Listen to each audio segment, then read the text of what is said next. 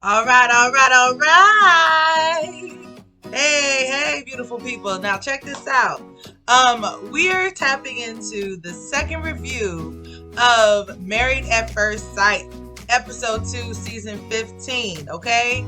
I finally had a chance to sit down and watch it. I've been running around nonstop, and I got some breakdowns for all of you. And I hope you got a chance to watch it.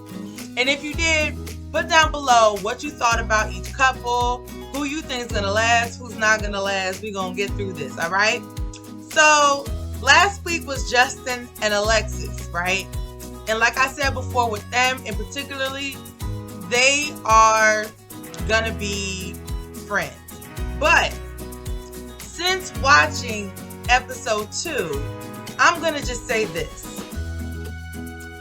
I sense that Alexis is the type of girl who likes to save face. So if she commits to something, she's gonna commit to it for surface level. For in order to just keep up with the Joneses for image purposes, right? Because she's been proposed to 3 times and she ran. So it would look bad if she ran again. I think she's more concerned about what people think about her, okay?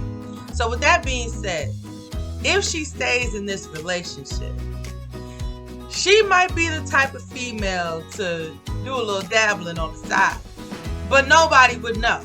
And I say that because when Justin admitted, okay, so before I get into that, did you guys notice the dialogue between them dancing and having a good time? It's like he felt uncomfortable, like in the moments where they should be kissing, he's so tall and he's looking down at her, and it's just like their noses are touching, and instead of him just like kissing her, he literally just looks at her, smiles. And I guess there's different moments of affection, but it's like she's almost having to low-key, like, are you gonna kiss me?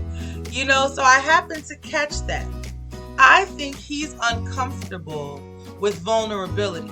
And it's understandable. He was rejected in a proposal.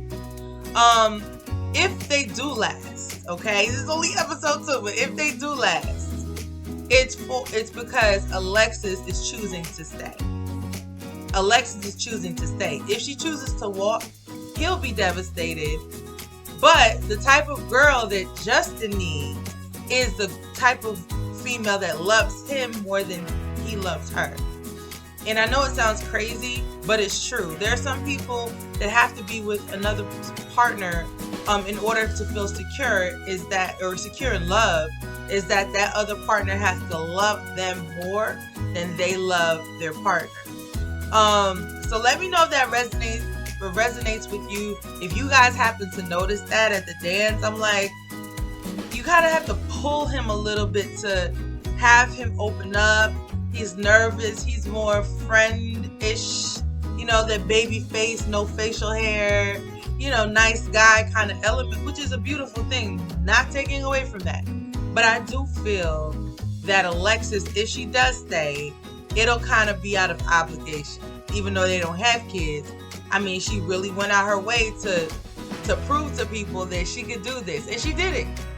Now we just got to get through to the honeymoon. So we'll see what happens. But out of 1 out of 10, I'm going to give them a 7. 7.5, if that.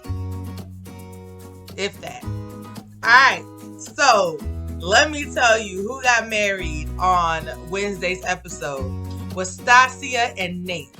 And I can already tell you that they are going to work. They are literally, you know how they say that you find your soulmate when you actually look like them?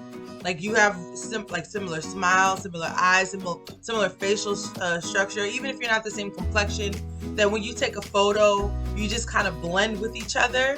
It's that kind of energy. So Stasia and Nate, I know they're going to last. I know they're going to last. They're both go-getters. They're both great communicators. The experts did really well on them. Stasia is 37, Nate is 34. She's an entrepreneur. She's beautiful, doing her thing, selling properties, flipping homes. Like, yes, girl, yes. And then Nate is a day trader, and I think he sells something, I don't know, pharmaceuticals, I don't know. He does something else.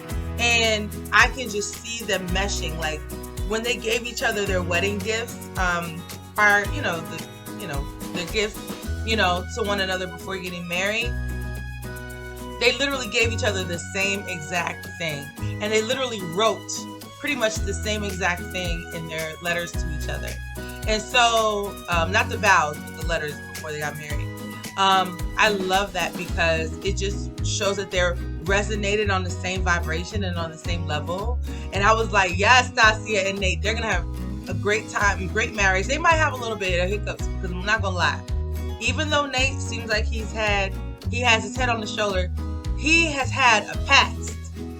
He was on the verge of either probably going to prison or, and he chose the better path, thank God.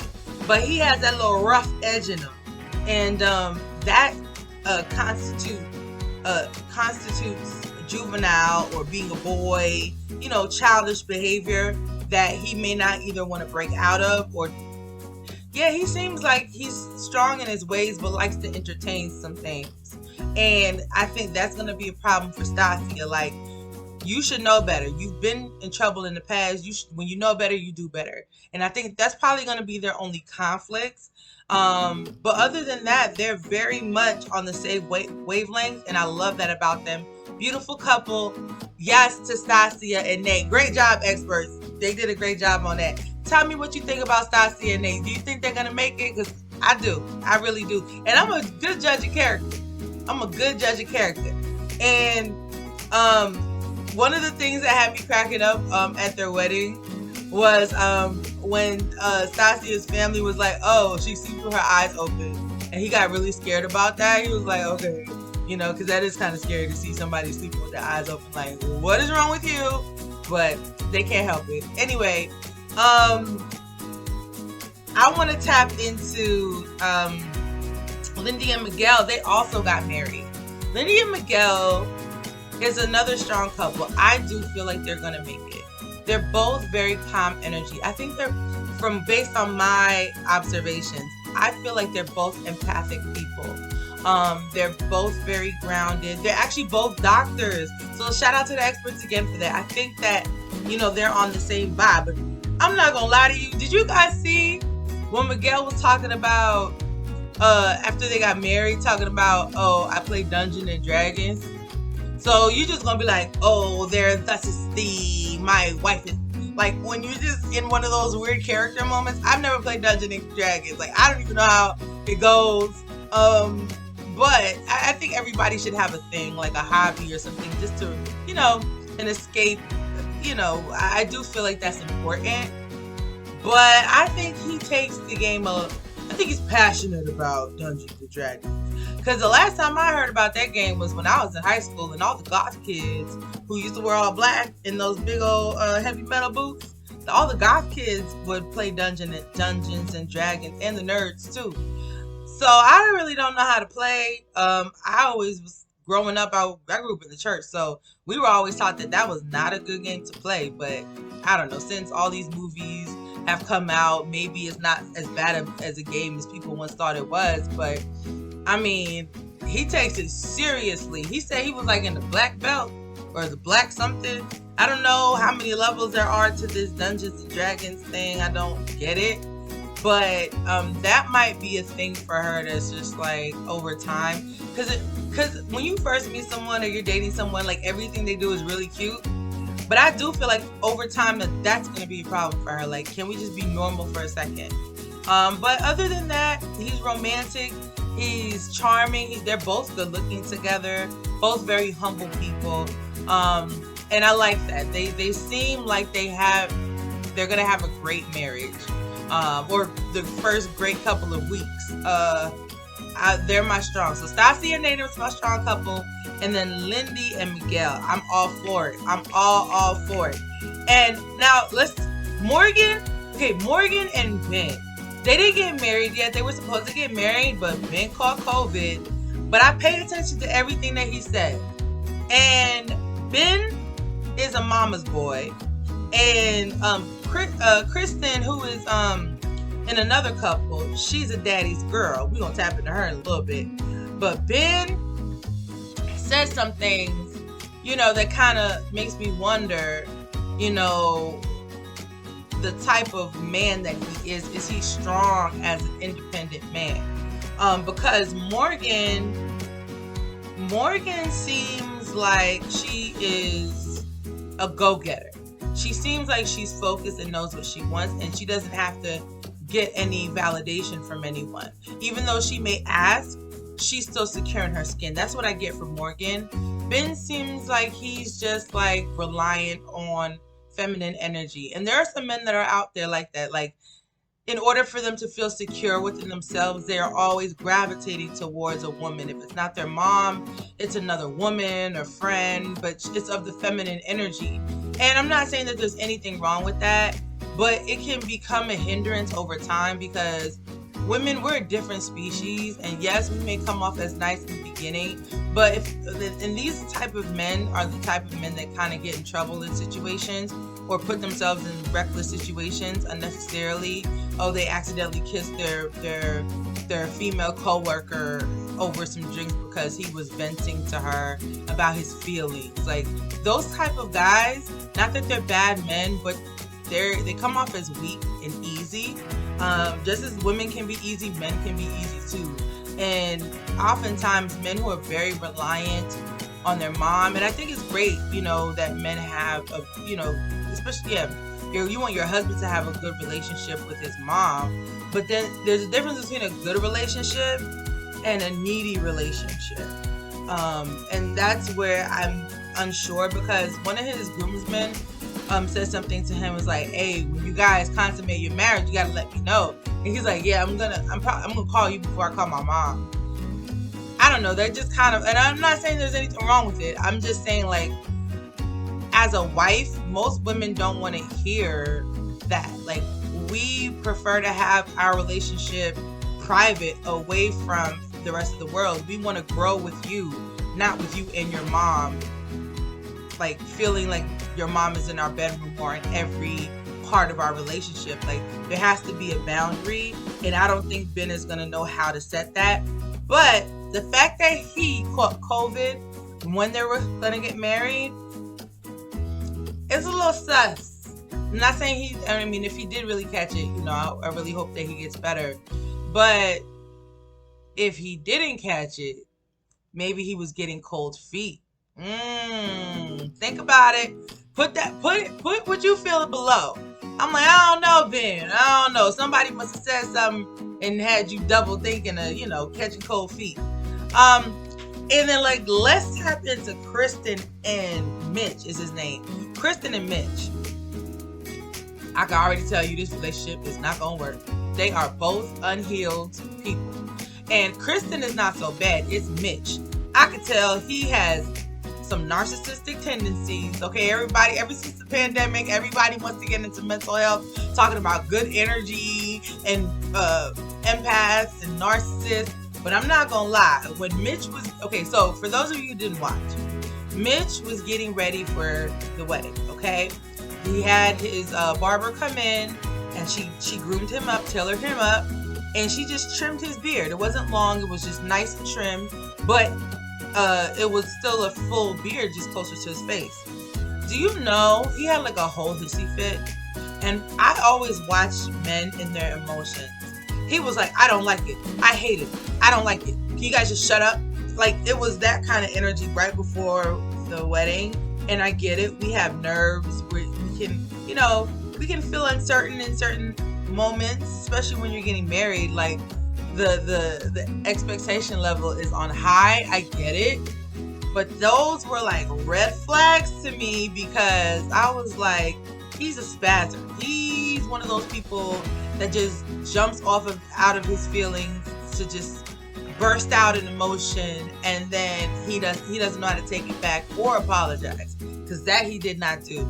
His groomsmen were trying to put his bow tie on him. He was like, can somebody do it for me? Like, just very bossy, very arrogant. And he's admitted that he's had issues in the past. Like, he had one heartbreak, and then ever since then he's been a runner. Like, he won't really commit in relationships, and it's starting to come out.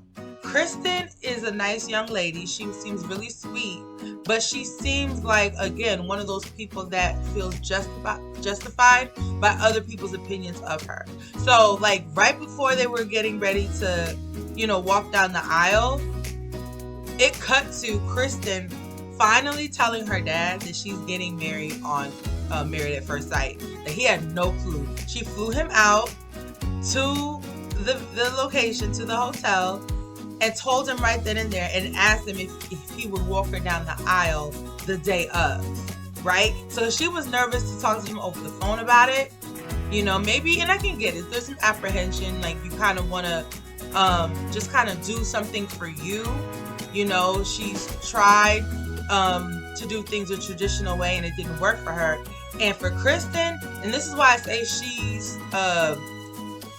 she has some trauma that she needs to heal from. So for those of you, again, who did not watch or know her backstory, Kristen was engaged 4 years ago to, of course, her fiance. Okay? Literally, she admitted if you guys caught this, she literally admitted on the show that she used up all of her savings for that wedding. She used up all of her savings for that wedding. 2 weeks before the wedding, her fiance's mistress exposed him for cheating on her with her. Okay? So she was sleeping with Kristen's fiance most of their relationship. And the fact that she said that she spent her savings on this wedding shows me either she was subconsciously buying his love, or wanting the marriage more than he did, obviously, but maybe he wasn't even inputting any money or as much money into the wedding, so he wasn't as committed. He probably was just going with the flow. And based on her personality, maybe she's one of those women that likes that's a giver and a caterer, and maybe she doesn't know how to read the signs of understanding that men really do want to lead. Men definitely want to be, especially if men are serious about you, they're not going to want you to do a lot. They're not going to want you to come out of pocket. Like, boys do that. Boys want you to take care of them, feed them, shelter them. That's what boys do. Kristen, I hope she finds that, and I hope she doesn't dismiss Mitch's behavior because she wants this to work. And her dad actually said to her that she's crazy. Her dad called her crazy. And so that's where it cut off. So even though they haven't walked down the aisle yet, I see a lot of red flags in this situation. I feel like Kristen is trying her best to be the best version of herself, heal. But Mitch, I can already tell he is a hot mess. He's going to be the one picking arguments. He's going to be the one self-sabotaging the entire relationship because of his insecurities and his issues. Like, he's the type of guy that you can't make a joke about him, even though you're teasing, because he will literally, like, have a temper tantrum. He has some serious work to do. I don't think he might look good on paper, but I don't think he's really ready for a relationship. So my strong yeses again, Stasia and Nate. Yes, I love you guys. If you guys happen to see this, I am rooting for both of you. And then I also am rooting for Lindy and Miguel. Yes, Lindy and Miguel. I love y'all. But Miguel, don't be playing too much Dungeons and Dragons. Calm it down. Y'all, 41. Chill out. And then, I'm not knocking passion. Be passionate. Do the things that you love. But now that you're married, you got to balance it out a little bit more. Don't have the Dungeons and Dragons crew come to the house. Y'all go to the park with that. Justin and Alexis, it's a 50-50. Alexis is not all in it. Justin is. But Justin is not, he hasn't tapped into his romantic side. He hasn't tapped into that part. It's going to take Alexis teaching him a lot. And I think now that she knows that he's celibate, she has already regressed. She's already regressed. I don't know. And she's like, again, if she chooses to stay with him, she's gonna be cheating on him. and that's just what it's gonna be. And then Kristen and Mitch, you guys know how I feel about that already. Comment below, tell me what you thought about the episode. I can't wait for Wednesday because then they'll all be married. Then it's the honeymoon. That's when stuff gets real. That's when you're gonna see who's getting it in, consummating their marriage. Then you're gonna see who just don't like each other on the honeymoon. So I'm gonna catch you guys next week Saturday. If you haven't watched the first 2 episodes, or if you haven't watched my first 2 reviews, be sure to watch them, and also like, share, and subscribe. I have to get used to saying that on YouTube. Be sure to like, share, and subscribe, and comment below about how you feel about Married at First Sight season 15 thus far. Y'all have an amazing week. I wish you nothing but blessings and happiness and love. Who knows? We can all walk out the front door for the single folk. We can walk out the front door and go, I don't know, go shopping or go to the movies or go somewhere and meet our husband. So we're going to put that good, or wives, for some of you guys, for wives too. We're going to put that love energy out there, healthy love energy out there. So y'all have a great week, okay? Bye.